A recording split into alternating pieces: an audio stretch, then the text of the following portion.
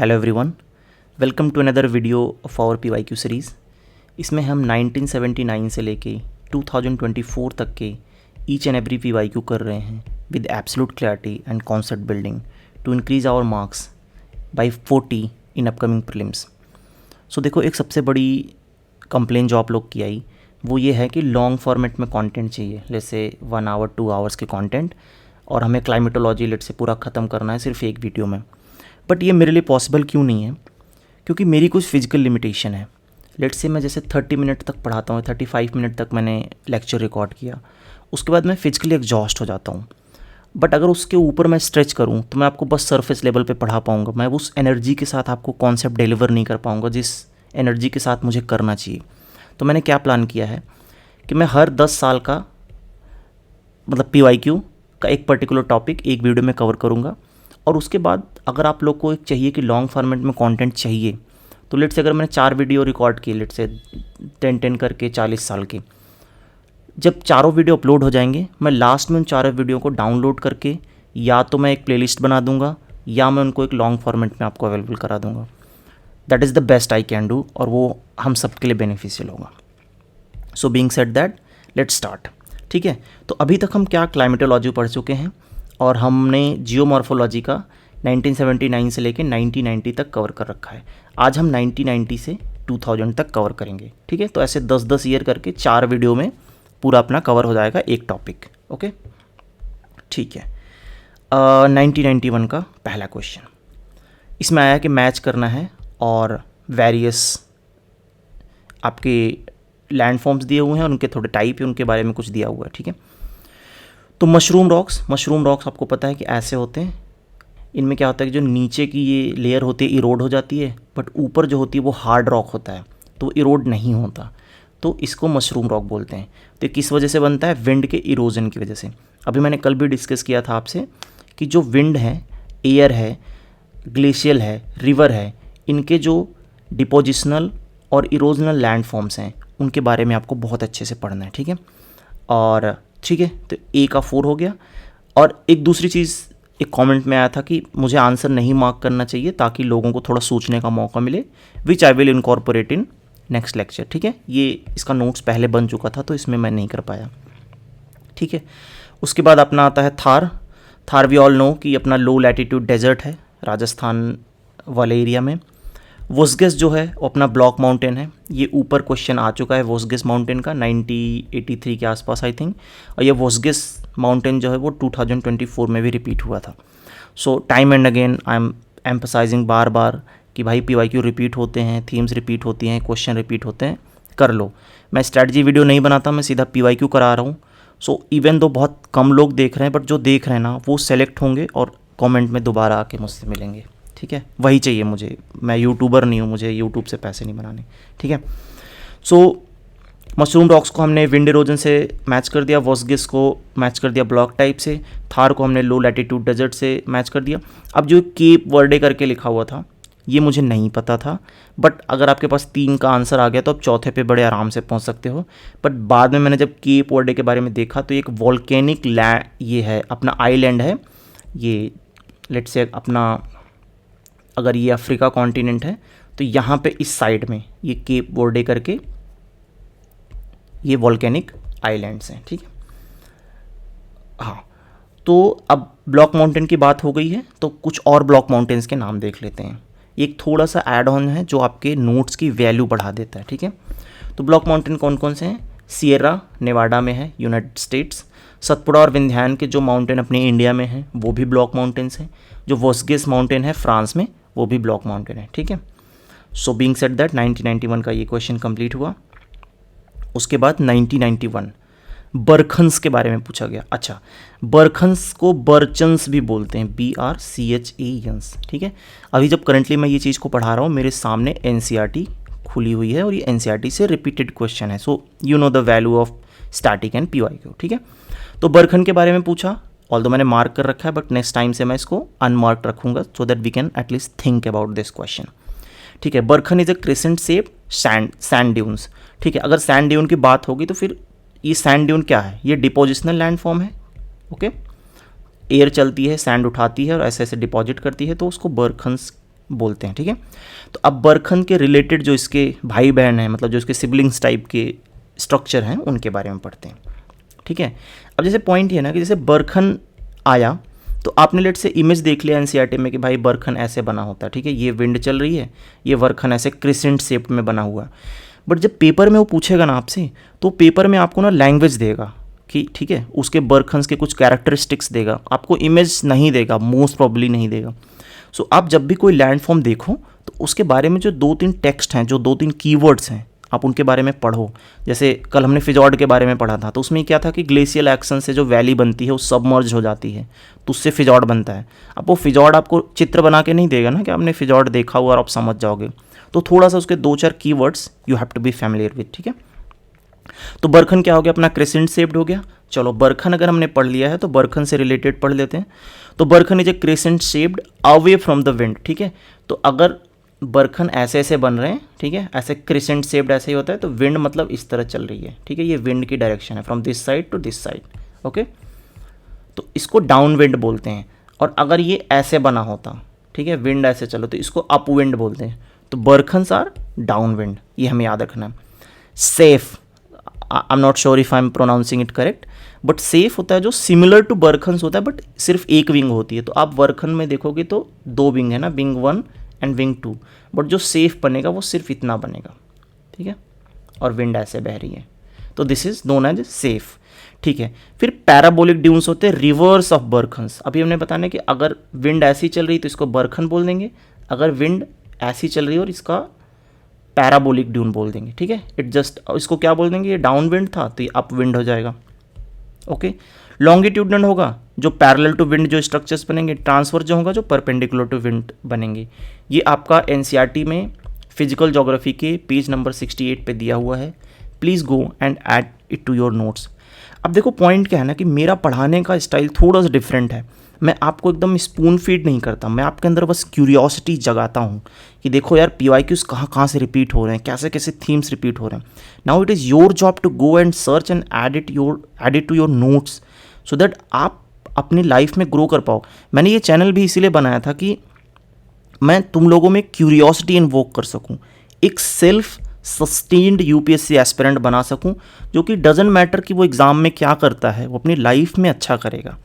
तो इस सीरीज़ का भी उद्देश्य यही है कि आपके अंदर क्यूरियोसिटी इन्वोक करना है, एक सीरीज़ ऑफ पैटर्न्स दिखा के कि देखो कैसे चीज़ें कनेक्ट हो रही हैं। एंड आई होप कि आप मेरे सीरीज़ देखने के बाद खुद जाके पीवाईक्यू करो और मेरी सीरीज़ देखना बंद कर दो। This is my genuine hope from all of you guys, okay. Being said that, let's start with 1994 question. Which of the following type of erosion is responsible for the formation of Chambal ravines, ठीक है। तो rewind क्या होता है, rewind is a kind of narrow valley, तो ठीक है, इसका ये वो होता है, मतलब सीक्वेंस होता है। रिवाइन से वैली बनती है, वैली से गॉर्ज बन जाता है, फिर गॉर्ज ख़त्म होते होते प्लेन बन जाता है। मतलब ये थोड़ा इरोजन, उससे ज़्यादा इरोजन, बहुत ज़्यादा इरोजन, इरोजन होकर के सब खत्म हो गया तो प्लेन बच गया, ठीक है। This is the sequence. तो अगर कोई रिवर बनी है तो स्प्लैश और शीट इरोजन से तो नहीं बनी होगी, क्योंकि स्प्लैश और शीट इरोजन जो होते हैं वो बहुत ही स्मॉल स्केल की बात हो रही है। स्प्लैश जो होता है, लेट्स से अगर कहीं पे आपका ये झरना गिर रहा है तो वहाँ के पास में जो प्लंज पूल वगैरह बनते हैं वो स्प्लैश इरोजन की वजह से बनते हैं। शीट इरोजन जो होता है वो सिंपल प्लेन पे जैसे कोई वाटर फ्लो हो रहा है और एक सीट ही इरोड हो गई पूरी, बट उससे भी रिवर फॉर्म नहीं होती। रिवर फॉर्म होने के लिए एक पर्टिकुलर एरिया का कार्व आउट होना जरूरी है, ठीक है। तो मैं 2 क्वेश्चन में कंफ्यूज हुआ, मतलब 2 पार्ट में कंफ्यूज हुआ था कि ये रिल होगा या गली होगा। तो पॉइंट क्या है कि जो रिल इरोजन होता है उससे स्मॉलर चैनल्स बनते हैं, बट जो रिवर बना है चंबल का वो थोड़ा सा बड़ा है, तो इसलिए we will go with the gully erosion, क्योंकि इससे डीप चैनल्स के फॉर्मेशन होते हैं। सो दिस क्वेश्चन वॉज, मतलब थोड़ा सा ट्रिकी था, इसमें मैं 50-50 था, मैं हो सकता है रिल भी मार देता, बट रिल से जो है वो स्मॉलर चैनल के फॉर्मेशन होते हैं और गली से डीप चैनल के फॉर्मेशन होते हैं। So this you should know, okay. 1995, the Indian subcontinent was original a part of huge land mass called as a Gondwana continent. ये हमने पहले डिस्कस किया हुआ कि पहले अपना पेंजिया था, उससे 2 चीज़ बने, लॉरेशिया और गोंडवाना लैंड। तो जो इंडिया हमारा था वो हमारा गोंडवाना लैंड का पार्ट था। Okay, so this is fairly simple and easy question. 1995, the paleomagnetic result obtained from the India indicate that in the past India landmass has moved। तो ये बोल रहा है कि जो पैलियोमैग्नेटिक रिजल्ट्स हैं हमारे इंडियन, अच्छा जो पैलियोमैग्नेटिज्म क्या होता है कि जो बिहेवियर होता है ना अर्थ के मैग्नेटिक फील्ड का, वो अर्थ के मिनरल्स में स्टोर हो जाता है। लेट से मैं बताता हूँ आपको कि लेट से यहाँ से कोई ज्वालामुखी निकल रहा है, ठीक है, इसमें बहुत सारे आयंस होंगे और ये आयंस इम्पैक्ट होंगे अर्थ के मैग्नेटिक फील्ड से। तो अर्थ का कोई पर्टिकुलर मतलब ये फिनोमेना अर्थ के किस पार्ट पे हो रहा है उसका इम्पैक्ट इन सारे आयंस में दिखेगा। ये बाद में आयंस जो चल के सॉलिडिफाई होंगे, सॉलिडिफाई होकर रॉक्स बनाएंगे, तो उन रॉक्स में इन्फॉर्मेशन स्टोर हो जाती है और उस रॉक्स को देख के हम बता सकते हैं कि उस पर्टिकुलर टाइम पे अर्थ का मैग्नेटिक फील्ड कैसा रहा होगा।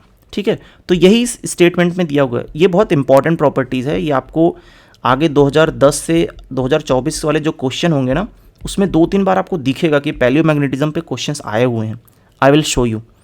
तो अब जैसे आज हमने पैलियोमैग्नेटिज्म पढ़ लिया, जाकर रिवाइज कर लो, नोट्स में ऐड कर लो, थोड़ा सा उसको देख लो, एनसीईआरटी से पढ़ लो, बेसिक पढ़ लो, एक आधी यूट्यूब वीडियो देख लो, हो गया क्लियर।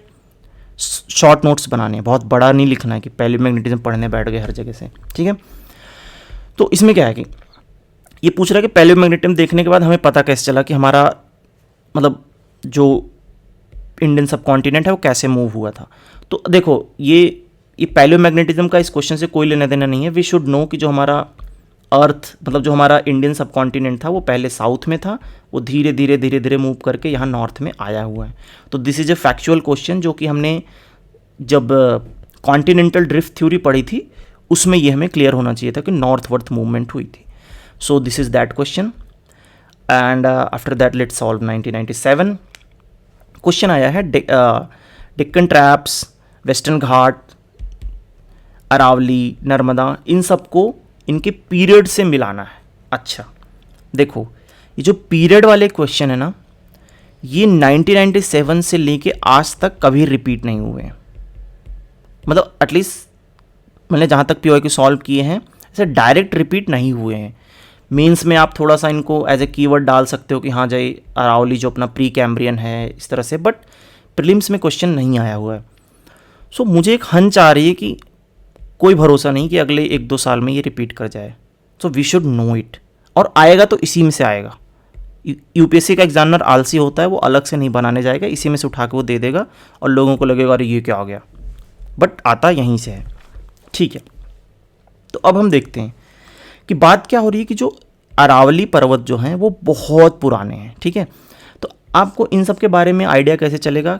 एनसीईआरटी में एक जियोलॉजिकल स्केल का डिवीज़न दिया हुआ है जिसमें इयॉन्स, इपॉक्स, एजेस, इस तरह की पीरियड्स, जैसे पहले क्या हुआ कि इयॉन होता है उनको इपॉक्स में बांट दिया, इपॉक्स को एजेस में बांट दिया, एजेस को पीरियड्स में बांट दिया, तो इस तरह से डिवीज़न हुए हुए। ठीक है, तो जो बहुत पुराने रॉक्स हैं, जो बहुत पुराने रॉक सिस्टम है जिनके बारे में हम एग्जैक्ट जानना नहीं चाहते, जैसे अपना अरावली हो गया, बहुत पुराना है, मतलब हिमालयन वगैरह तो इसके सामने अभी पैदा हुए हैं ऐसे मान लो।